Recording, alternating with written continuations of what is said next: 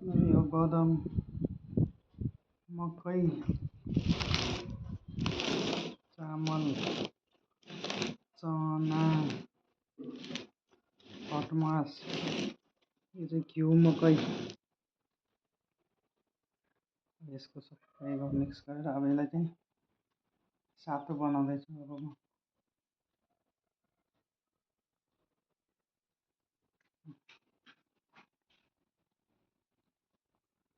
घिउ मकै त्यत्तिकै खाँदा नि तुरुम तुरुम लाग्यो बदाम भन्दा नि कमलो खालको खट्टे चना पनि कस्तो रातो देखेको भटमास